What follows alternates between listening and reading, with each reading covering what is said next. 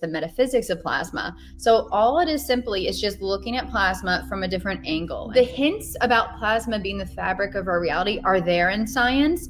I just don't think anyone's really gone out and said it. It is what you can imprint consciousness into. It is what holds memory. It is literally a living memory field. The Akashic Records is everywhere in the ether. Every single thing around us is holding all of the information of everything. So are you saying that that's plasma? Actually, a certain layer of plasma. You could call it dark matter, dark plasma, the divine feminine, whatever. It's the layer of emotion. So if you've been through trauma like I have, but you haven't healed it yet, your layer of emotion it makes all that communication from the finer ether to ground. They're channeling something, but unfortunately their trauma or their emotional filter's broken. There's actual legitimate plasma beings which are sentient, but they're not conscious. Plasma has very similar properties to metal. So I think when we're seeing metallic UFOs, it's really just plasma sped up really fast.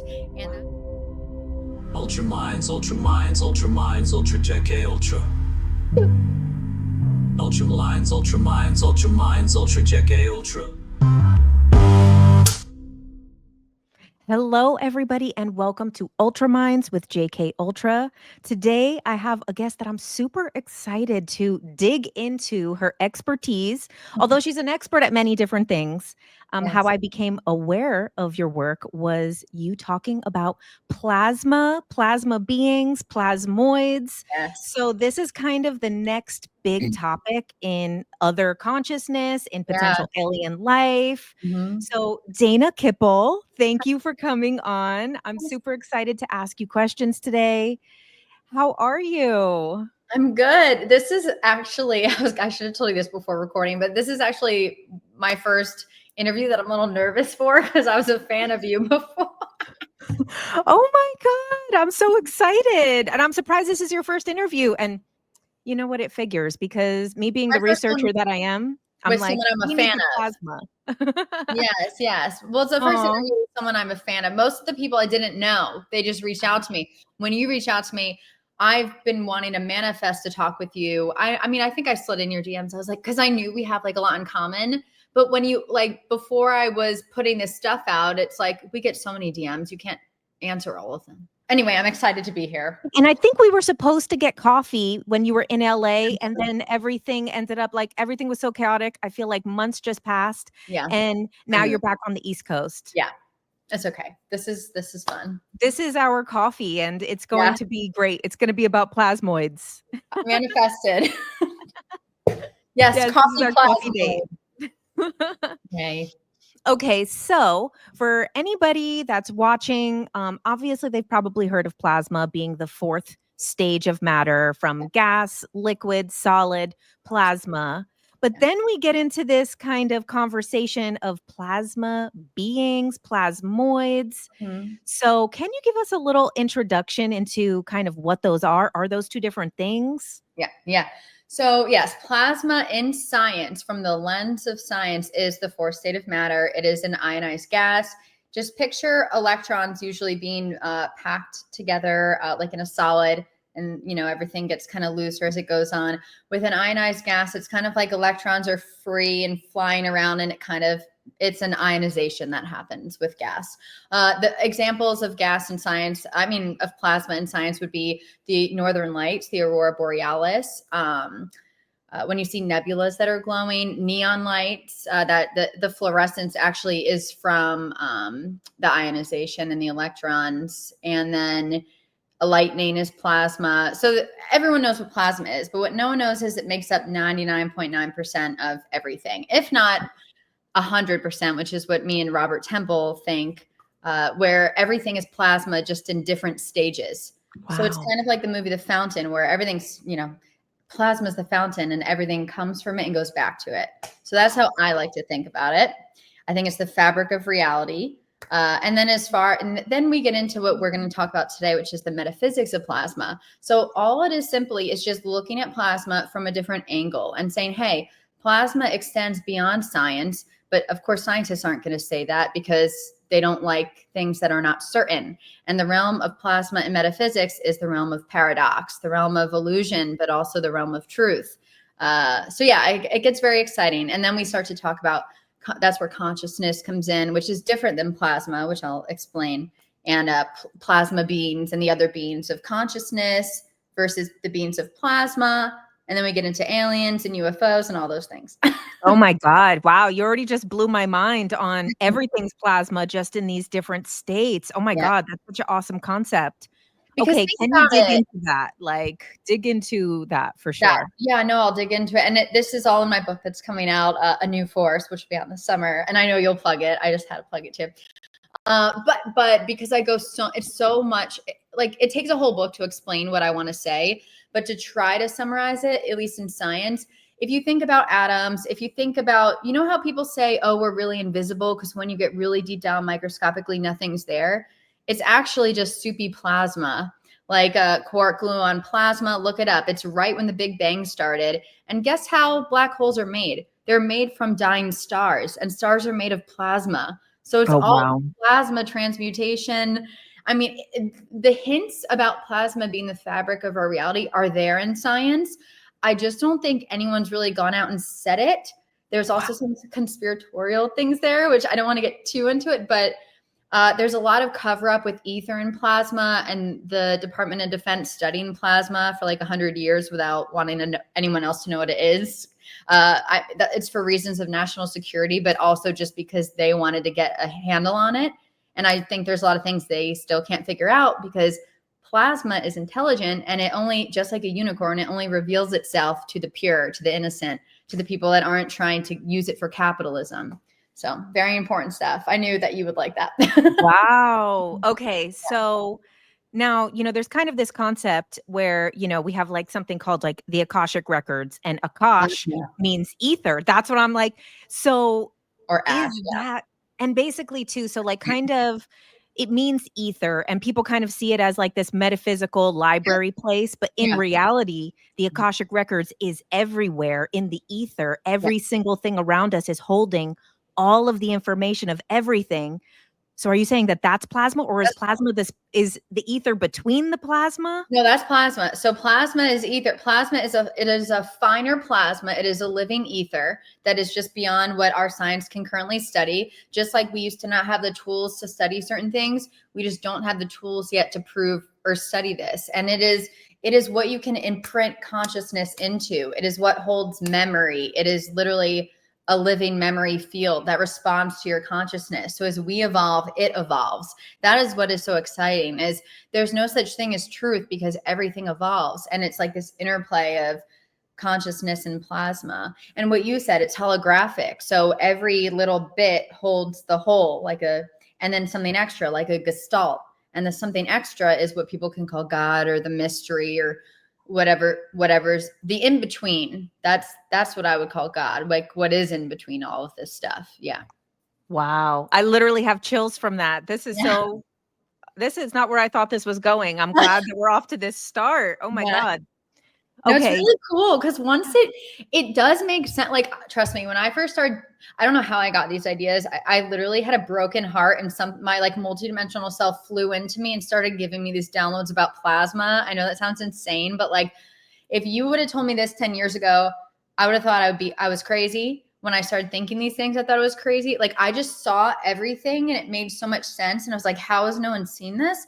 But now, like once I've been able to finally say things in like a more grounded way, it's just it's staring us in the face in so many ways. Oh my God.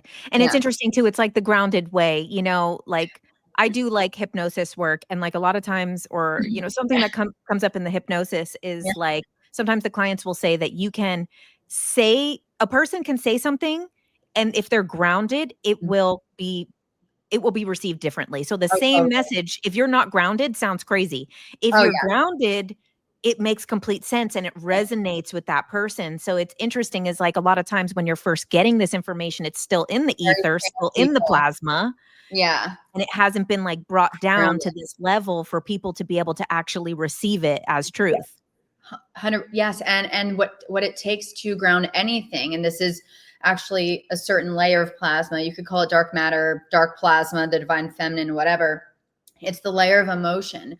So if you've been through trauma like I have, but you haven't healed it yet, your layer of emotion it makes all that communication from the finer ether to ground all freaking messy. So that's when people spiritual bypass and get downloads that are very fanciful and very complex. And you know, the emails you'll get where people talk to you for 5 million paragraphs about these very complex ideas. And it's like, they're channeling something, but unfortunately their trauma or their emotional filter is broken. So that's another thing I talk about in my book is the number one importance of all of this is healing. And that goes back to plasma and that connects with seeing aliens too, which we can get into. It all connects to trauma and healing and emotions, which is crazy. So can you talk about this like feminine energy that you just mentioned in the plasma? Like, what is that about? Yeah. So there's different layers of plasma. So everything's, different gradients. We have 3-dimensional plasma realm, which is just our reality. And then we have this 5th dimensional plasma realm, which is like a finer, you could say your higher self is there. You could say it's in the singularity of black holes, whatever you want to. It's just, they're not even real layers. It's all together and we're resonating with them and we can go within and without of these things. But I'm just trying to explain it in like a linear way. And then there's the middle 4-dimensional realm, which is literally just I would say that's more the Akashic records, the dark feminine, the realm of emotion, past, present, and future. Time is nonlinear. And that realm is where it's broken. The divine feminine is broken. It's been suppressed for, friggin' thousands of years. And in order for us to heal, we have to heal that collective unconscious, that divine feminine that's been suppressed and called hell, demon, monster. Because the truth is, monsters are just faces with new masks, or their fears, or they're not real monsters. Yeah. Right. Yeah. Wow. You're preaching to the choir right here. I'm like, I'm locked in. Yeah. And so interesting too. So then, kind of what you're saying also is that like these kind of astral places, like some people talk about the Akashic record. Some people talk about hell being like an astral place, heaven being an astral place. Oh, it's whatever you want it to be. These are like concentrations of like plasma energy that people are tapping into, but because it's going through our filter, we have to be like, oh, it's some hell cave with fire, or it's some library with books because it's going through our filter. Yes. And that's what's so beautiful is that filter, that's your unique filter, and no one can tell you the truth of it. You actually see whatever's true to you to actually help yourself in this life. The problem is a lot of us listen to dogma or things outside of us, or we're still stuck in fear. So we have a defunct way of relating with this beautiful world that we could have access to. So the number one key is to heal that emotional filter so you can see beyond fear, beyond bliss, because there's another level where people get so obsessed with the fanciful, with the pleasure, that they get stuck in almost like a psychedelic realm. And then what's past that is the real truth, which is the neutrality, it's the lessons that are for you and just you. And you could share them with everyone, but you have to respect that everyone has their own connection. And Anita Moorjani, she said that when she died, she realized, this woman who had a near-death experience, that when you go to heaven, everyone just sees what they believe. And it explains and hopefully it's a way for everyone to respect everyone's beliefs. Unless they're trying to hurt people, but besides that, where, beliefs from a place, when you've healed that filter, no one can tell you you're wrong. Anyway, and that's kind of the filter that is we communicate with plasmoids with, which I'll talk about. But once you heal that filter, you can look at different timelines. You could access future, past. It gets crazy. Yeah. Wow. Yeah. Okay. Yeah. Let's get into these plasma beings, plasmoids. Are they the same thing, just different words? So there's plasma beings, and I'm still kind of working on my own terminology for all this because, I'm learning too, but plasma beings to me, there's actual legitimate plasma beings, which are sentient, but they're not conscious. So you can almost think of them as like your ancestors, and maybe you've experienced it in meditations or dreams. They come to you in just a feeling. They don't talk to you. They're more whimsical, almost giggly. They're like little essences of plasma, little holographic light mists. Those are actual plasma beings that I would call plasma beings. And then you get into the different beings of consciousness that are in plasma. So plasma is a vehicle and holds consciousness. So any being of consciousness can be in plasma. So yeah, that's kind of how I separate it. And I could talk more about that. And then as far as aliens go, they're just other beings of consciousness. It's an interdimensional thing. And the way we interact with them depends on our filter and the way we can actually, you know, how we see them. Like, are we seeing what we believe or are we seeing the truth? Yeah. Right. So it's interesting, you know, the way that you kind of described those plasma beings, there's like a lot of different schools of thought that are similar. You know, sometimes people talk about these elemental beings that are like concentrations of emotion. And this is what people consider like demons sometimes, is like people, the way that's like described in some things is that, like, say you have your auric field, but sometimes you'll have like a dip in your auric field, like from guilt or something. Sure. And then this concentration of guilt will like kind of find its way and fill that little hole. And this is what people believe to be like, I'm not really a believer of like entity attachments of things being conscious. I think you're a magnet to certain energies. So it's interesting, like that's what you're describing as like these plasma beings. Yes, because so those specific plasma beings, those are like the purest you can get, right? But then there are energies within the plasma. Some are sentient, which is not consciousness. They're almost like consciousness imprints, like what you're saying, which people see as demons. But the truth is, they're just fear. They're different. They're different emotions from humans, and they do energetically resonate when you resonate with that. So it's not like the thing is you can never be attached or haunted or poltergeist, whatever. Like the truth is you're resonating, you're attracting those frequencies, and you can protect yourself from them. Easy as that. You just have to like heal your trauma. So, I mean, no one's doomed, but it's very easy to think. Like, I'll say this is kind of funny and crazy, but I think a lot of people, maybe even you, will relate to this. I used to look like so much into conspiracies, and I still do, but there was a point where I was in them and I was talking about some stuff with plasma, and people reached out to me and they were like, you shouldn't do that. Like, be careful what you're doing. And then all of a sudden I started buying into the fear that I could be followed. And not in a crazy way, but I started thinking, oh my God, someone could break in my window. I could get silenced. I'm going to get killed. The second I realized that was a fear plasma resonant thing going on. And I said, no, I'm going to believe I'm in a reality where this is the perfect time where things can be revealed and you cannot get killed. I never had that paranoia again, which just proved I was resonating in some crazy reality. And yes, that's happened to people in the past, but guess what? There's a lot of other people it has not happened to. So anyway, Right. And it goes back to what you were saying really about the filter that it's going through, that it's healing your trauma. It's this emotional, auric, energetic level that it's going through. And I had the same stuff with the conspiracy stuff. Like 10 years ago, I could not go outside without being like, oh my God, the Illuminati symbolism, satanic, Freemasonry. And it's like, you literally see everything through that filter and feel. And then it's like, you know, now I don't even actually believe that there's like any evil force of anything. I don't believe in that. No, but it's just I human did fear. At some point believe that. And I see that I actually have a lot of compassion for this kind of, because, you know, there's been such like a wave for it to become mainstream, the conspiracies, the alternative belief. And it's such like a mind fuck to go from this awareness to this awareness that, you know, there's like, people talk about spiritual psychosis. There's conspiracy psychosis for sure as well. Yeah. And I think it's like, you know, the more that you kind of dig into like what you were saying of like truth and things like that, where you go beyond the kind of light versus dark, then the bliss, then the neutrality. And once you're in the neutrality, you're like, oh, everything is meant to be. Even kind of the worst stuff ever is still like, that's unconditional love, is to allow it, is being able to love something despite whether you agree with it, and accepting that everything has its free will to choose right or wrong. Yes. And understanding that the people that we see as evil are not evil. They're just extremely fearful.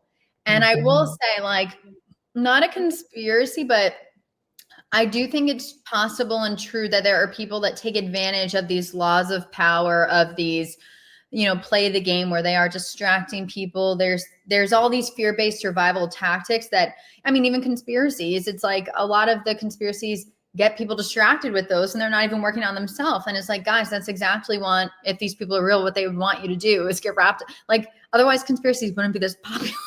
So it's like the real truth, the real disclosure about aliens, about all of this is that, you know, the real thing, if there was anyone that doesn't want us to listen to something, the real thing we should be listening to is what's in here. Like, that's what we're being distracted from. And whether it's intentional or not, it's a subconscious fear-based thing. But the way to overcome that is to learn your own power. It's that simple. Right. And I so resonate with like kind of those stages too, because I was in that years ago when I first was like, I was like, oh no, the reptilians are after me. David Icke was my man. And then, you know, after that, then I got more into the Bliss type of spirituality, which is like, too, you know, now I see it as like all of these, and I still love these concepts and I still think that they're important, but my perspective of them is a little bit more like widened.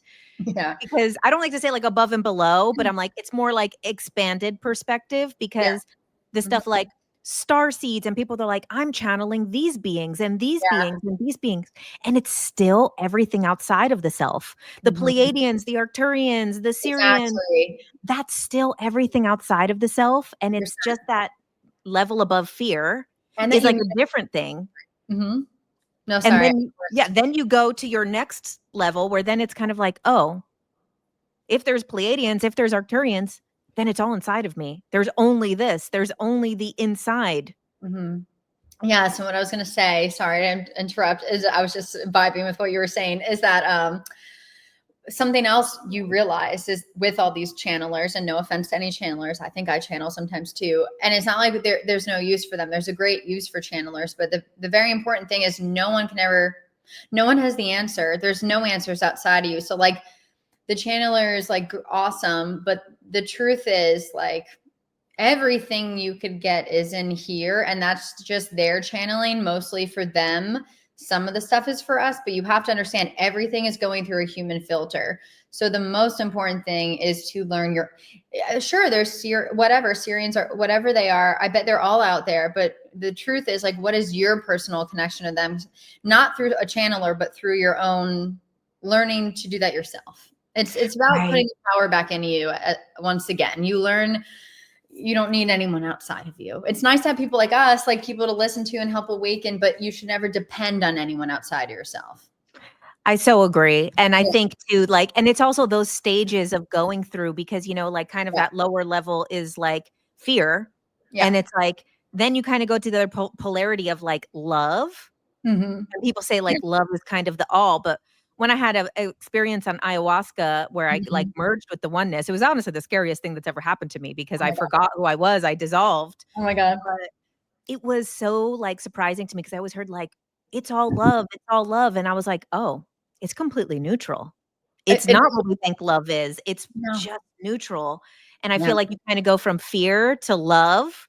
And like they say, you have to find the edges, the boundaries, before you can find the middle. And I feel like that's the stages of people go to the love and light stage. And it's like going beyond love and light is like, that's where, you know, I used to say like, if I was ever like these like gurus or something like that, it's because I gave up, because I can never be not caring about stuff. But now that I experienced kind of the more neutral perspective and more expanded interpretations of all the things that I've looked into, I'm like, oh, actually, I get why they're so like, don't care either way, what's right or wrong. Yes. No, it's all about neutrality and the curiosity that's inside neutrality. It's about, you know, it's about the divine child and play and experiencing all the things, you know, not getting too far into like addictive behavior. I mean, you learn all that. You should learn all that from experiencing light and dark. And then you're able to play in, you know, the rainbow and the gray and all of these things. And I think it's interesting because you learn to have compassion for people at all stages, but you also see through those stages, and it gives you good discernment with, you know, charlatans. They don't even know they're charlatans. Half of them is the problem. I think, you know, as I said, no one has the answer. If they say they have the answers, they're wrong. And Yeah, there's going to be a lot of that in the future because we are getting into a more spiritual place. So what's so important is to be able to know what your truth is and understand the neutrality. But yes, you have to, even though I know some of these things are, you know, tricks, I do respect it. And I mean, of course I judge a little, I'm human, but I don't hate, if that makes sense. Cause it's just like, everyone's doing their thing. Just leave everyone alone. Right. I so agree. Yeah. Okay. So with these plasma beings, Yes. there was this research paper, which is Mhm. actually how I found your stuff, because I did this video and then there was like dozens of comments that's like, you need to check out Dana. And I Yeah. was like, oh, Yeah. okay. And so there was this research paper where they talked about these NASA shuttles over the last like 10 years or so Yeah. that Mhm. have, you know, observed and measured Mhm. these plasma beings, and they're kind of interacting with craft, Plasmoids. interacting with shuttles. They Yeah. said even the word stalking, hunt Mhm. and prey. Of course, that's going once again through the filter of whoever wrote that Yeah. original thing. But Yeah. so what do you think about, yeah, so what do you think about those things? Do you Mhm. think what they're observing were like these types of beings that are more concentrations of energy or more conscious beings? Mhm. I think I would, I'm going to do an educated guess.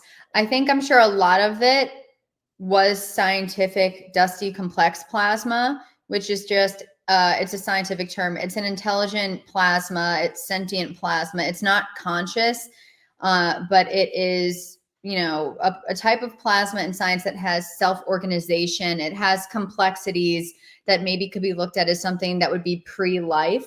So it has all the building blocks there almost of life. Not all the building blocks, I'm misspeaking, but you know, it's just, it seems intelligent, but not exactly conscious.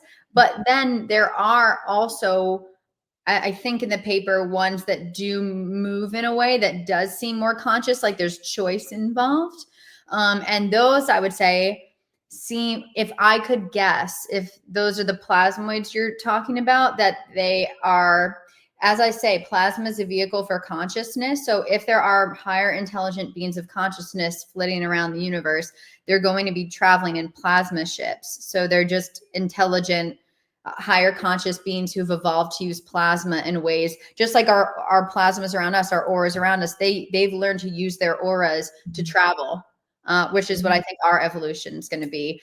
So yeah, I think they're just, you know, coming across these beings. But I don't think they see them that way. Probably, I think they're more along the lines of trying to make people think plasma is conscious, and that's just not the case. Yeah. Yeah. And so do you think too that these, like, what do you think about like the orb stuff? Do you think the Mhm. orb is Oh, I have connected a to the lot. plasma? So the orbs everyone sees are, I mean, I would think are definitely plasma. So there's a few different options. Of course, yes, I'm sure the government has tested, and a lot of the plasmas, or, you know, either maybe they want to see human reactions to what these could be, because maybe they know these things are coming. So they want to see how humans are. I'm sure there are tests going on, whatever. Sure.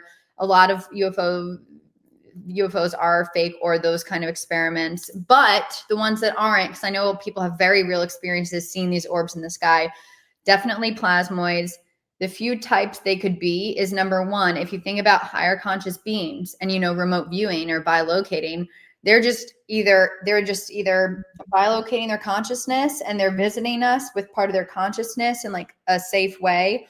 And the orbs are just, you know, they're a little looking glass. Or yeah, the remote viewing, and it's like that's how they're seeing us. Because I mean, they're obviously observing, because these are higher conscious beings. They could materialize in your room if they wanted to. So it's not like, and here's what I think about it too. And I write this little in my book. I haven't talked about it that much yet. Is that they're just they're not reflections per se, but they're reflecting the power inside of us. So when we're seeing them, we're projecting our beliefs off them once again. So it is really what anyone believes, whether they're UFOs. I would say they're probably like our future and ancestors wrapped in a one. They're kind of like glowing to us, like, hi, remember who you are. And the second we're able to resonate more at that level with them, we need to meet them halfway. We just can't hear them yet because we're not at that resonant level. So when we are able to expand our consciousness, like I think people are starting to, and get to that level, we will start to be able to, they want to communicate with us. We just haven't like tuned our radio yet. So, I mean, they're talking, we just can't hear them. And yeah, as far as like why they haven't like landed on Earth, it could just be not in a bad way, like we're less than them. I think they're us in the future, or they're us. But I think that they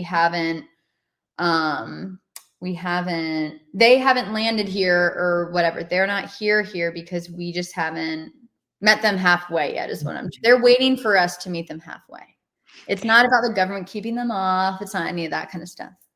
And so similar to, you know, kind of what my belief on a lot of the UFO experiences is that like, it's the kind of the frequency, you know, sometimes that word is being used in all these different ways, but it's like the frequency of the person, including their beliefs, including their, what you're saying, kind of this emotional field around them, the filter around them, all of that coming together is why certain people are able to see things in the sky, and other people will be outside that same night and not see anything. Yes. And I think the reason it actually is being seen more is because our consciousness is expanding. So like 100% think that. And then yes, what you just said makes so much sense. And yes, our emotional filter, our aura, or whatever, our self plasmoid, all of us are in plasmoids.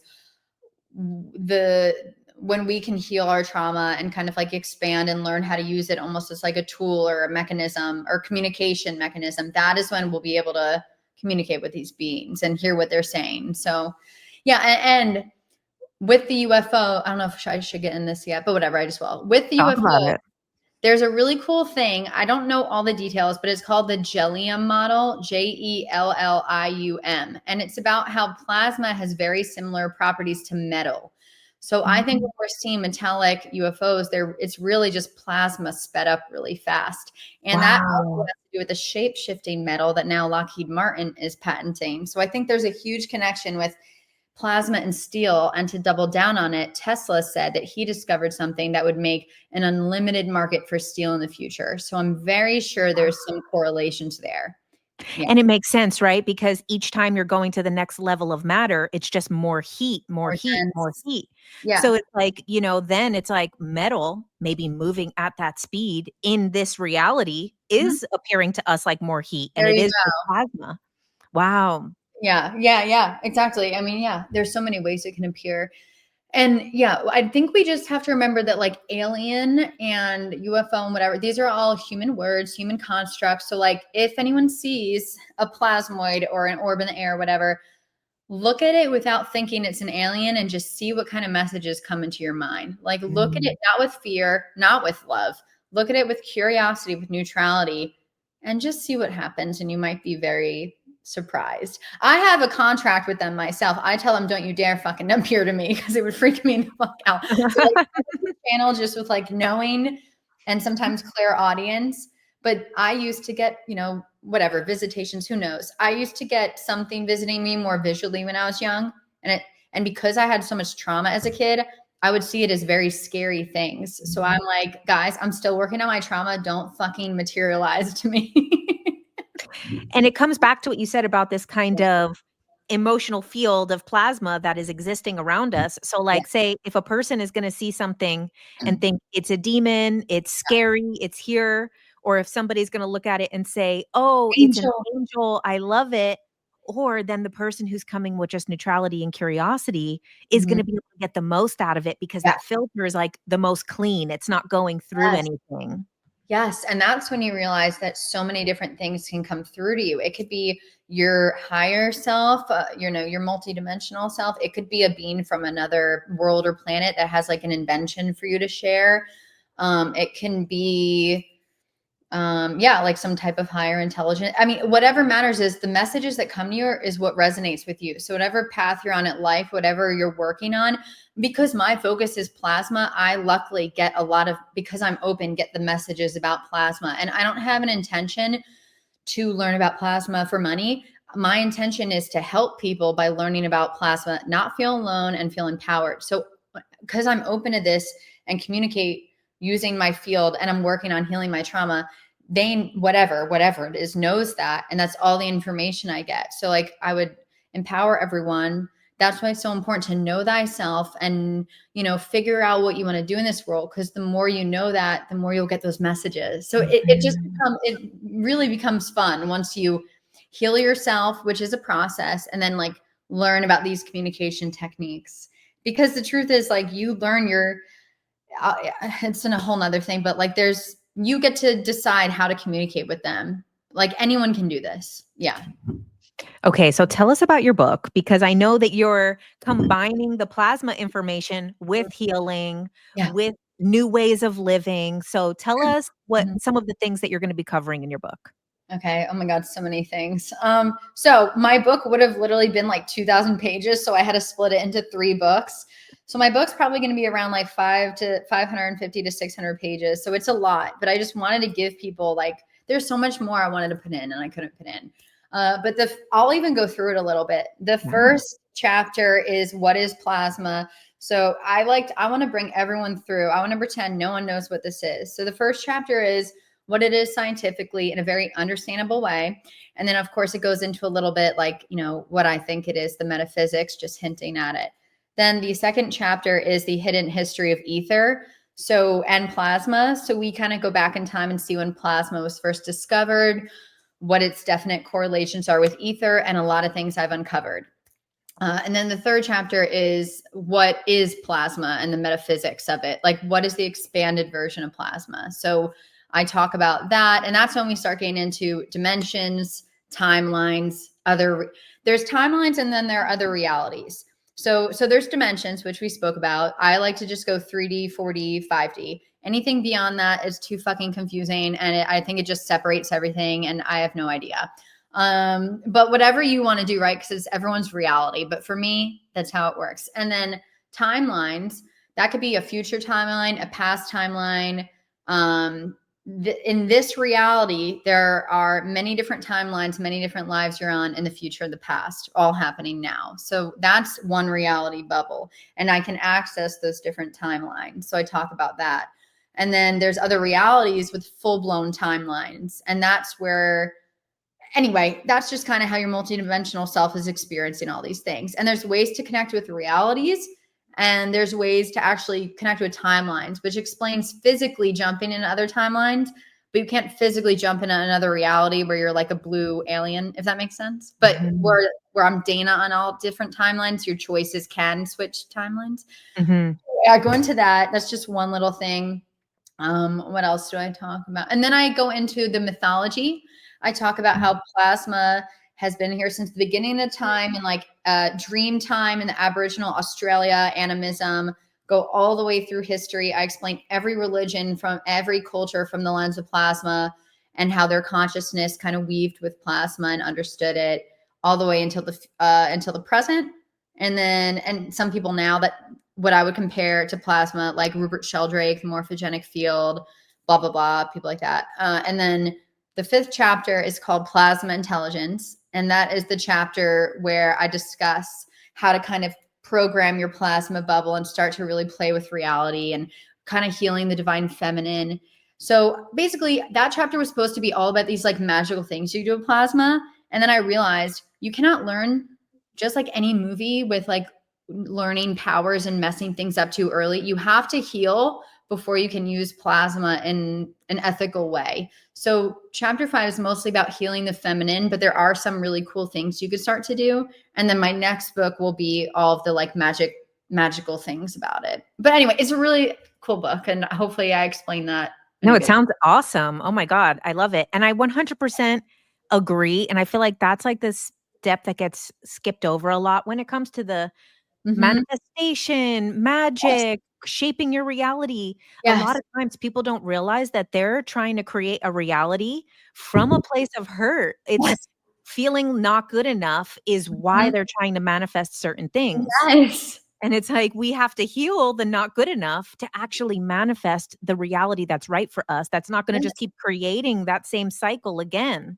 Yes. And that's so funny you realize that, because I realized that while I was writing the book because of how much trauma I've been through and what I've been working on. And it all just clicked. And I was so grateful it clicked before I published the book. It was like, what you just said. I kind of blanked out, but it was almost like I was, focused. I basically realized like, fuck manifesting, like learn how to heal yourself and be your true self. And then you don't need to manifest shit because you're just being yourself in the present, and every day is an experiment, and it doesn't matter what will happen because I don't want to know what will happen. I want to play. Like, I don't know. It's just, it's a whole different way to live. And it's like, number one, it takes, once again, the power is not outside of you because you don't need a coach to manifest you anything. It doesn't mean you can't have supportive coaches or people in your life. But once again, it's just think, and I'm sure you've done it too. I've read so many books, and it's just like so many things that make you really think everything's outside of you. And it's like, no. Mm-hmm. So anyway, I realized that. And just learning so much about, it's all with healing. Most spiritual people, including myself for a very long time, it's so exciting to learn all of these things outside of us because we don't want to face ourselves, because that's where the real work is, in reality, not in fantasy, in reality. That's where we have to work on ourselves. Yeah. I so agree. And it's like interesting too, because like, on regular social media, I'll do like deep dives into all these different topics, but then on kind of like more like on my Substack and like platforms like that, I don't do any deep dives. Like people go and think they're going to go on a deep rabbit hole. And I'm like, no. The only rabbit hole you need to go down is yourself. And that's what happens too, is like the more that you go into uncovering the truth about conspiracies, spirituality, reality, the nature of stuff. If you continue to go down those rabbit holes, you're always going to be faced back with yourself. Oh. And the further that you keep going down is without facing that, kind of the harder it hits you. And, I've had a very hard shadow work journey about like really seeing too how much we trick ourselves into believing things about ourselves. Because, we can look at reality and be tricked into, all of these different narratives and different things, but we're doing that to ourselves all the time to get to this point as a way of survival in life. Yes. And then you get to a certain point that it's safe enough. You don't need to survive in that way anymore. And then it comes over you like, oh my God, that was super messed up. I never dealt with that. I never saw that. Damn, I never let myself feel that. And those are like the real rabbit holes. So I always tell people too, like, if you're like into conspiracies, but not equally doing some personal development, do both.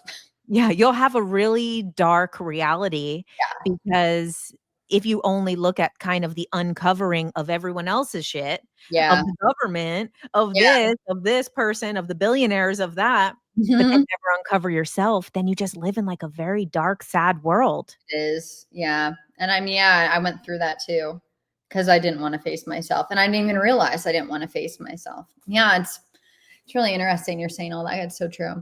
And I hope everyone really hears this, because it's not like we can't go on fun deep dives. It's just like we have to balance it out with the actual body intelligence. And that's the same thing with technology. It's like, I am not anti-tech, but technology is meant to be supportive in the same way these deep dives are. It's like you always need to be working on your emotional technology and your body technology while you're on these journeys. It's extremely important. So a little bit on the topic of possibly plasma, but also the billionaires. So this week we had this, rocket, spaceship, whatever, go into space for 10 minutes with all women on it and then come back down. Everybody's reacting to this. Like, obviously men do stupid stuff all the time and nobody cares. But like, women go into space for 10 minutes and everybody has a problem with it. Oh, what idiots. Not the women. Yeah. I know. It's like, who cares? Men go into, like, didn't William Shatner do the same thing last year? And they just did that where men went into space, I'm pretty sure. Yeah. Right. But one of the things that was really interesting when I saw the videos after Lauren Sanchez, Bezos's partner, she was like overwhelmed coming down, and she was saying that like looking at Earth it was so quiet, but it was so alive. And she was like overwhelmed with like love. And it was interesting, very similar to like a healing experience. It was almost like how people talk after coming out of an ayahuasca ceremony. And then we have this most recent whistleblower, Jake Barber, who then had this interaction with this egg being, and it overwhelmed him to the point where he realized like, we're all one. This is all like love. We're just a part of. So it's interesting that when people kind of have this space experience, kind Yeah. of coming out, that they have like this incredible like shift towards like, wow, we're all in this together. We're all in love. Like this is all Yeah. that is. Very similar to a plant medicine out Yeah. of body experience as well. So do Huh. you think that has any type of maybe connection to the plasma, like maybe coming out of this reality, that plasma has like different information in it? Yeah. I actually do. Shit. I can say this because no one told me I couldn't say this. Whoever told me probably wasn't supposed to tell me this, but I'm gonna make all conspiracy people think this is funny. No, someone really did tell me like that they were told this though. Whatever. I was told that when people go to space, everyone that's gone to space has come back and they have changed in that way, but they've also had like something kind of plasma, like something's changed about them. Like I think the physiology even, like I think they study this, like, and I know this sounds like a conspiracy, but yes, I think it 100% has to do with something in the plasma. I don't know what. All I can say, I'm just going, okay, you know how, I'm just going to go with what my intuition's saying. You know how when you have an out of body experience or an ayahuasca experience where you almost are outside looking in, like, so if you think of an egg and think of the earth and like, you know, us in a plasmoid, in a way, they're going outside the egg, outside the womb of earth. They're going through the ionosphere or magnetosphere. They're going through the plasma membrane, the consciousness of the earth, and they're above it. And they're outside of it. So it's almost like they're outside this earth reality, earth womb, whatever, looking. They're having that same observer point, the same neutral point where they are observing. So yeah, like that makes perfect sense. And as far as like hearing that like something comes back with everyone that goes to space, like, yeah, maybe there is just something, some kind of, you know, plasma intelligence in space that they just have more access to, that I think we all have access to when we do go inside, when we meditate. But maybe that's just like a natural thing that's out there. I don't really, that maybe oxygen gets in the way of here. I don't even know. Right. Yeah. No, I so like, especially when I saw that video yesterday of her talking about that experience, I was like, it literally sounds like she just went through some crazy shamanic healing, but it's, you know, going to space and then seeing that so many other people, as well as interacting with like other beings, aliens, things like that, will sometimes have this same type of experience of like coming back from that experience, like, oh, wow, we're Yeah. all one. None of this matters. Everything is Yeah. like, none of this matters. This is all fake anyway. Yeah. Well, what I want to tell people too is like, I think we're waking up to this now, but it's like, of course, guys, like that is why we should not be killing each other. Like, hello, like the fact that we're still fighting and there's still wars blows my fucking mind. It is atrocious. I am so anti-war. And listen, I get it. I have gotten into screaming matches with my mom, as calm as I can be on social media. Like I get the darkest part of humanity. I get anger. I get fear. I get all of us are so dumb sometimes, and I get how that could be worked up, especially with men or women and big groups of people. And obviously like all governments are fear and survival based. And I remember telling someone in the military that I think we're stupid. And they were like, yeah, but are you kidding? Like the second we would stop fighting, they'll invade us. Like that's just their mindset. So it's like until we can heal our governments and this fear-based collective thinking, like war won't stop. So like as much as I hate it, I get it, but at the same time, like we need to start healing it. Like this can't go on like this. But I don't know how I got on this tangent. But yeah, it's crazy that we all need that experience because it's like once you have it, it's like duh. Right. And so you talked before about this kind of dark feminine energy that is like unhealed from these years of, you know, millennia of trauma in the ethers. And then I'm assuming of course, there's also some type of unhealed, Masculine. probably healed versions of them as well in these ethers in the plasma. So like, do you think that there's stuff going on kind of collectively with like these feminine energies in the plasma, masculine energies in the plasma? Yeah, I think there are different levels. Like I think on the biggest collective level, there's unhealed consciousness and unhealed plasma. And that's kind of like we've gone on as reality is evolving, as our life is evolving, where at first there was matriarchs and there was the feminine or plasma. Everything was dream time. Everything was dreamy. Everything was like magic and no logic. And then, you know, consciousness, logic, patriarchy came in. They were scared of the beastly plasma. And it's not that women were evil. It just was more, it was like an animal back then. Like it hadn't evolved to what it is now. So then they took it over and then it tipped back that way. And right now, this age of Aquarius, it's about the balance of the two and the divine child. But in order to get there, we have to heal this overpowering masculine and this repressed monster feminine and heal her back so she's not a monster. but now they're both like coming from the divine healed place where it's about receptivity and it's about desire, but it's not in like an animalistic way. And it's about like soft power and consciousness, but not in like an overpowering way. So anyway, it's about learning to harmonize those. And that's just on the collective scale.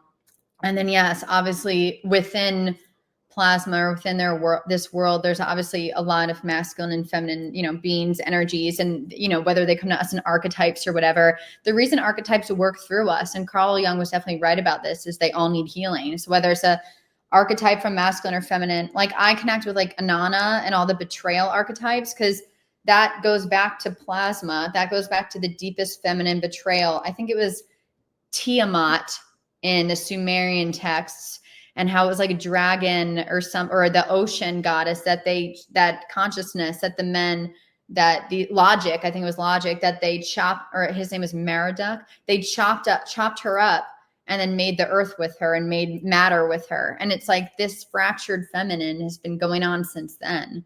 I think that just reflects on every level. Yeah, but we're in a really crazy shift right now. Yeah.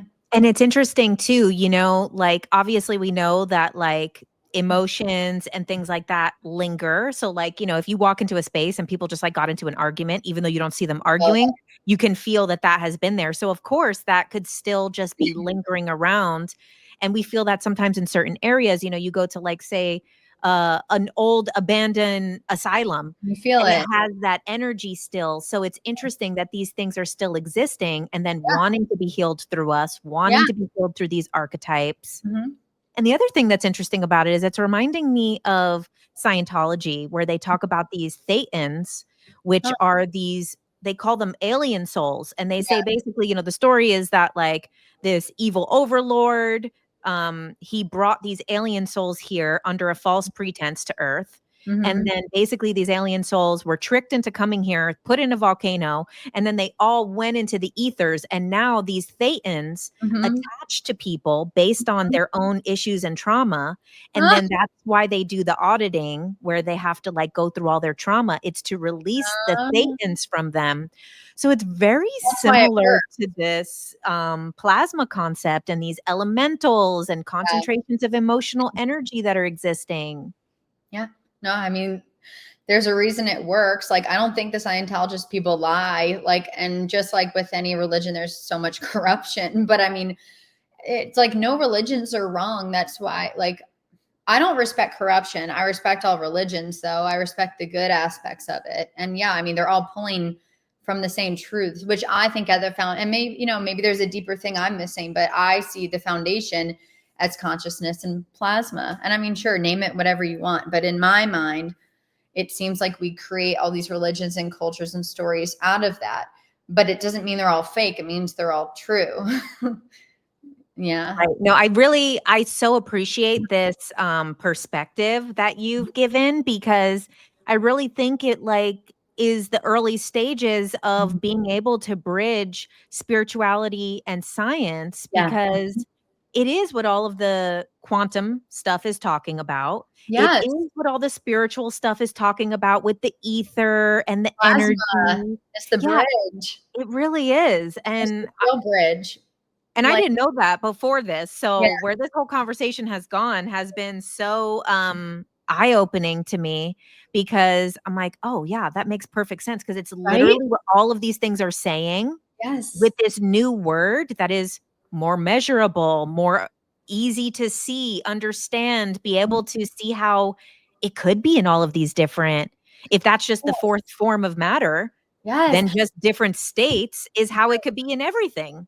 That's why when I realized it, I was like, holy fucking shit.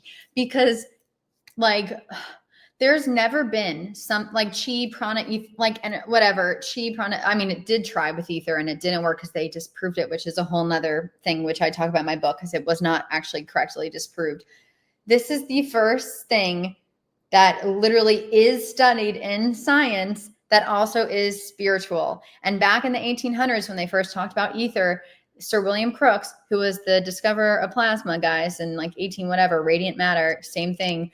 He said, he addressed the British, whatever, I'm horrible with words, but the British Journal, he did this huge address how it has paranormal properties. And if science ignores it, they're ignoring it because of their own fear. I have this all in my book. And it was just crazy because back then they even saw it. And then the government, or I hate saying the government, but like people really did. They disproved ether. And then all of a sudden it all disappeared. 20 years later, fucking plasma pops up in 1928. Irving Langmuir names it plasma. And all of the mystical properties are gone. And it's only talked about in science. Here's the truth of it. It would have been the end of science because, and this is what I say too, and I know it's very threatening, but it doesn't mean science is technically over. It means we have to extend it back to metaphysics, where things are still measurable and scientific, but there has to be a respect for the things that are not measurable because they're evolving. And if you can look about anything in science, everything in science has evolved too. It's like, can we just all wake up to the fact that nothing is solidified, everything's in flux, and maybe it's about testing the emergent properties of things versus the actual things. And it's like, yes, science could be great for like healing people, for machines, whatever, but like there has to be a respect for plasma and for this metaphysical zone we're going into, and that it works with our consciousness and reality creation. Like all this stuff is real, even if you can't measure it with a machine, you know? Right. And I think it also bridges the different aspects of science together because like the quantum stuff makes the most sense to the spiritual people, right? Like we most resonate with like the quantum stuff, but the plasma really like bridges that like quantum stuff more towards chemistry, more towards physics, more towards biology. And it allows like this quantum area to kind of come into these things because plasma then, if it's just the fourth state of matter, then it completely makes sense. And it's just like expanding what we know as like, you know, this quantum field is plasma. And the same thing with like, then, you know, you talked about that this was in like the 20s that they like were making these discoveries around plasma. Yeah. And then within years from there, like 30s to 40s is when they started to do like the big quantum and the fusion. And that's when we started seeing UFOs. I mean, I'm sorry, there's a correlation with all these things. Oh my gosh. Yeah. Okay, let me see if there's other I'll say one more about this. You do that. One more thing about the science. So plasma literally bridges classic, it reconciles classical and quantum, how they quantum mechanics and classical bang up against each other, or relativity, I'm sorry, whatever. Classical and relativity, I think that and quantum, no one's been able to reconcile. Plasma holds both of them. One works on the surface, one it works deep within the plasma. The point is both are true, and plasma is perfectly bridges all of it, because I talk about this in my book. I can't just say it like right from my head, but plasma works within the classical and the quantum at all macro and micro scales, and it bridges it perfectly. So it's so obvious. Yeah. Right. The questions that I had written down were so basic compared to what we ended up getting into. So thank God for that. You know, thank God to the plasma. The plasma was here with us today to be heard. Wow. Yeah.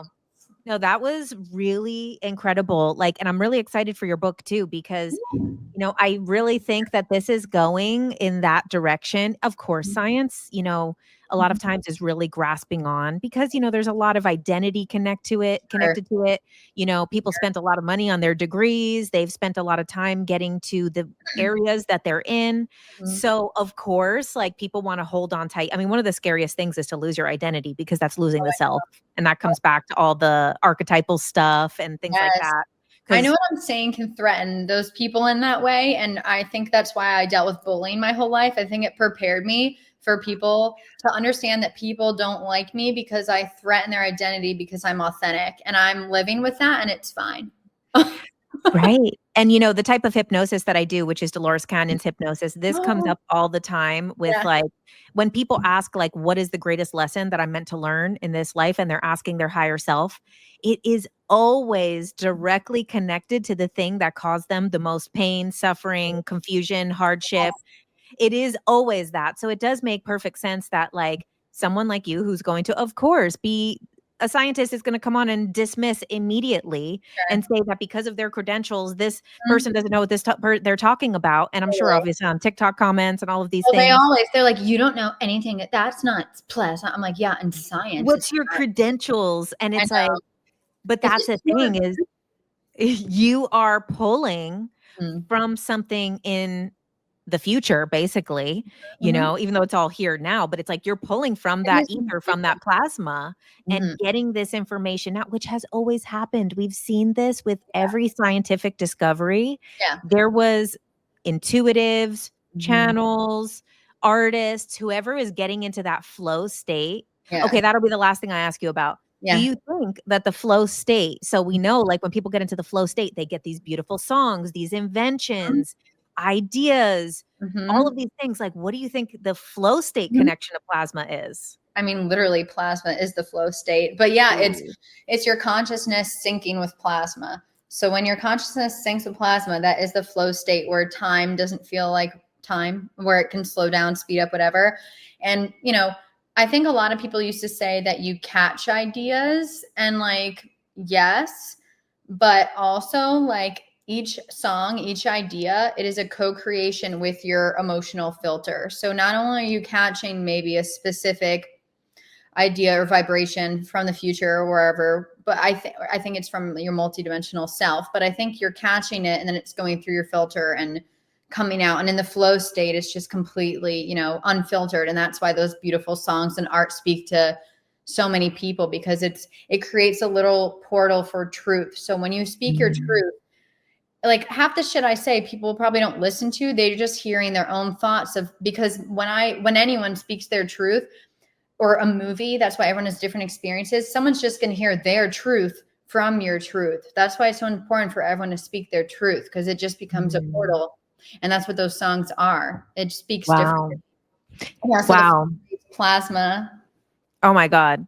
And one other thing too, when you were talking before earlier about kind of the plasma and that maybe it's either in the plasma or maybe the space between the plasma is God in a way, and that Mhm. like gave me chills. And what had popped into my mind at that time was kind of the void. So, Yeah. we have like the nothingness Yeah. before the everything. Yes. Yeah. And a lot of times when people are in the void, that's before creation or the where Always. creation comes from. So I'm wondering too if this like nothing, Yeah. that the space between plasma is God. And then Yeah. it's like this space between everything is where the void is, where the nothing is. And from nothing is where all originates. Yeah. And that comes up in, the Bible and Everywhere. spirituality and everything. Then it comes up now in science where they haven't been able to prove it, but they do Mhm. believe in the Big Bang, even though they have no proof of that. Yeah. But like, so I wonder too, if like when you were saying that, I was like, it was making me think of the void, because even a friend of mine who she does shamanic work, but she was holding space for like a home birth. Yeah. And she saw in her mind right before the baby came out that the woman who was giving birth was in the void and like was about to catch the Wow. soul of the baby to bring it from Wow. like, so it's crazy. This kind of like, it Yeah. could be inside or it could be the space all around, like the very small space that is connective tissue Yeah. of Yeah. all of the plasma, which is where the nothing is, which is then becomes it all. Yeah, I think that's genius. I got a message and I still don't know what it means, but I remember one of my downloads was like edges. There's something in the edges, like there's secrets there. And I think in these edges or filaments or however you say it, like, yeah, there's some kind of mystical connection there. And I don't think we're meant to explain or understand everything, but yeah, that resonates. Wow. This episode was 10 times beyond my wildest expectations. Oh, I'm blown yay. away. I love it. This Yay. was so cool. Yeah. Okay, so once again, tell us your book. I know it's supposed to be coming out this summer. Yes. So tell us, is there somewhere that people can kind of maybe get on like a list, a mailing list or something to be able to get the notification when it's available? Yes, because I am self-publishing, unfortunately, I can't do pre-orders, but that's fine. because I just wanted to get it out soon. If I knew if I took a publishing deal, the book would take a year. So you can go on my Stan store. So basically you can either go to danakippel.com and you can literally sign up right there to get on the email list, and it just will notify you when the book comes out. Or I think on my Instagram, Dana.the_alien, or on my YouTube, which is at Plasma Intelligence, there's like a link to my Stan store, and then you could just find it right in there. It's very easy. I know if you like someone, you'll figure it out, right? So people will find it pretty easy. Yeah. Well, awesome. Thank you so much, Dana. This is really was so eye-opening. I'm blown away. Thank you. No, I think why I love it so much is because I've read so many books and perspectives, and I've been on overload of that, right, my whole life. And I just feel like plasma, I feel very blessed to connect with it, because I think plasma can be made into whatever someone wants. And it's a great foundation for anyone to discover whatever they want on their own. So I love that I can point everyone to that, and then they can discover their own communications and power and channelings within it. And that makes me feel very good about what I'm doing, because it's a very neutral ground for anyone to kind of play with. And I still sometimes get, I don't know what it's called, imposter syndrome, but I still sometimes sit in my backyard and I'm like, am I making all this up? What the fuck is going on? This just feels too obvious for me.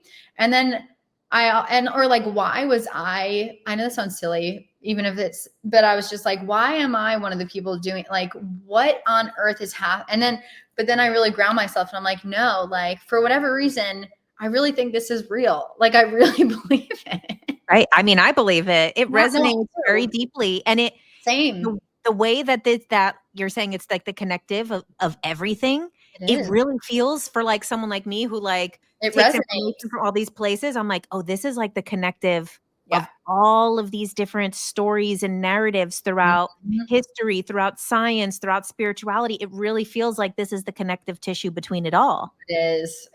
I think it's just almost it's almost one of those things, because I still struggle with feeling joy. I'm trying to heal my trauma with joy, because it's almost learning to be joyous kind of reminds us from our original detachment from source, from our families, wherever we came to earth from.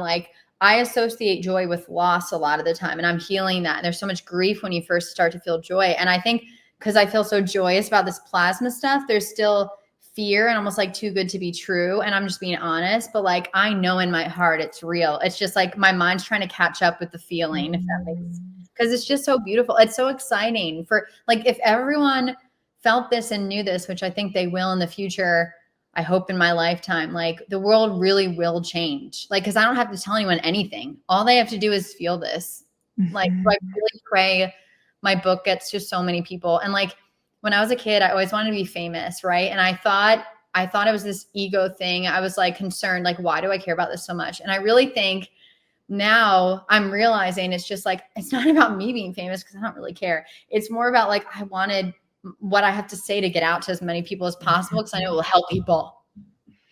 Yeah. Right. And you know what's so crazy about that too is that a lot of the dreams that we have when we're a child, we don't know how that can materialize. We're like, oh, it must be acting, or it must be an actor. And I tried.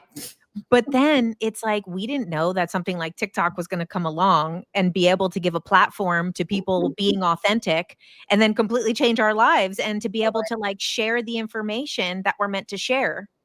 Yeah. And I know we started kind of the same way. I was in LA.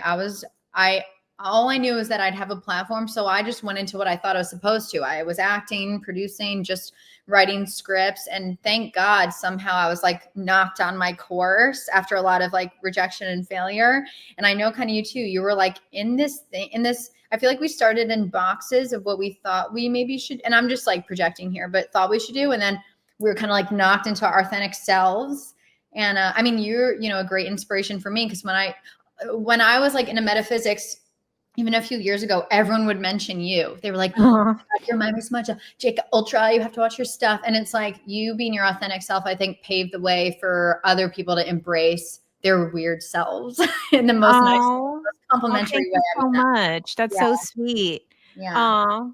And I mean, that's the thing too, is it's each person is an activator for another person, Mhm. you know? And it's like, then that someone's like, okay, well, then I'm gonna be my authentic self. And then Mhm. they give permission to people. And then those people give permission to people. It's like each person just keeps giving permission to other people to be like, Yeah. oh, it's fine. And then we'll all finally be ourselves. And Yourself and not then wanna who hurt knows what will anyone. happen? You know, then this whole game might be over and the plasma's like, okay, round 2, let's do the next level. And it's like, let's actually co-create reality, which is, I think, where we are going. And I know it does sound kind of fanciful and futuristic right now. I do believe that. But I think no one has to worry about doing bad things or evil, because when we are just being ourselves, and I'm sure you can attest to this, like, we don't hurt people when we've healed ourselves. We don't want to. We don't make decisions that do. We have a moral compass. So like everything will take care of itself. Mhm. Mhm. We don't need to like think about all these maneuverings. Like, just know thyself was like the smartest quote anyone has ever said. Right. And it really is like what we're talking about with this kind of neutrality. You kind of Yeah. go from fear to love to then the neutrality. And then it's like, oh, everything's going to work out exactly the way it needs to because it's already working out. I know. And I mean, and the last thing I'll say, like, of course, I'm very human. Like, I believe that in my heart. It doesn't mean my head follows that. I have days all the time where I'm panicking about the future, and like, it's less and less, but because I'm a work in progress, like, I can totally relate to the mind gymnastics of like, how do I get this? Like, what will happen now? Like I can go, but when I do ground myself, that does not happen. And I can't wait for that to be more of my reality, because it's getting there. But I know the pain of mental gymnasium.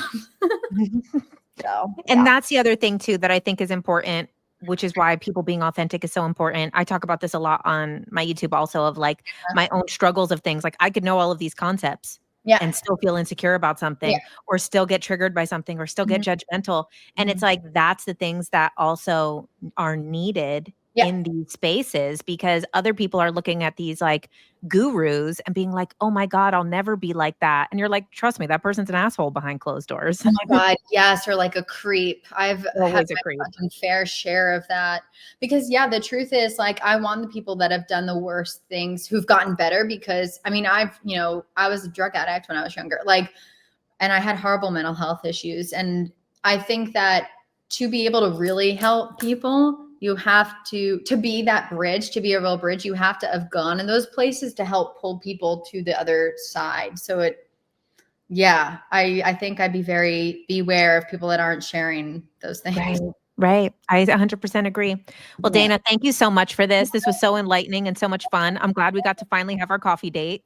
Yes. Yeah. And if you ever want to do another, my book will be out in June. Happy to do a part 2 plasma session. Yes. And okay, so anyone who has other questions, put them in the comments and we'll do them. We'll address them in the next one.